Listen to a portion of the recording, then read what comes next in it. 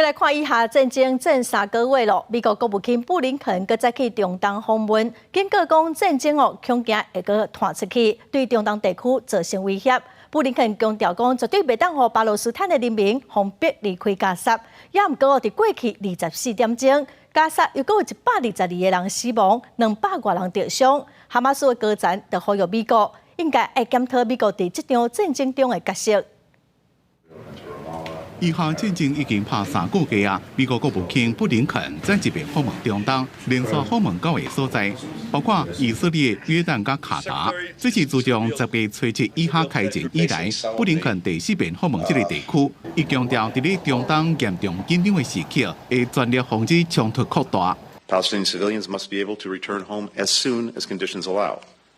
They cannot, they must not be pressed to leave Gaza. We reject the statements by some Israeli ministers and lawmakers calling for a resettlement of Palestinians outside of Gaza. These statements are irresponsible, they're inflammatory. 布林肯也讲，若重新安置巴勒斯坦人，会互战争转移，会对国家大范围的中东地区安全构成威胁。以色列总统赫佐格接受访问时阵讲，重新安置巴勒斯坦人绝对毋是政府的立场。 以色列总理纳坦雅胡是重申，会继续对哈马斯的战争一直到实现所有的目标。不过，以色列的空袭继续造成死伤。加沙卫生部上新的统计，在过去24点钟久，至少有122人死亡，265人受伤，总共死亡人数已经到22835人。 本土电视台有2位驻加沙的记者拄到空袭不幸死亡，也有1位记者又搁失去另外一个后生。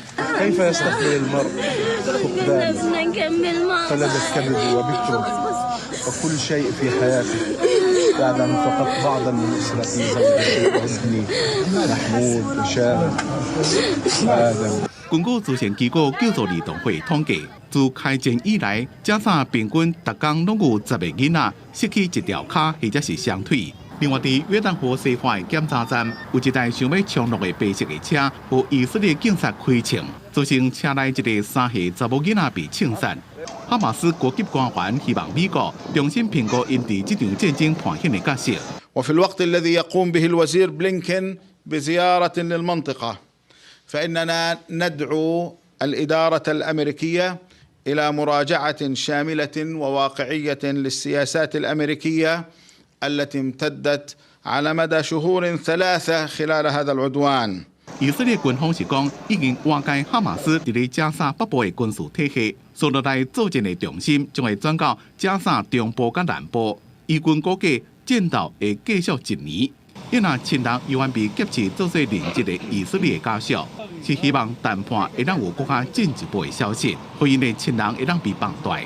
公司新闻张伟林编辑。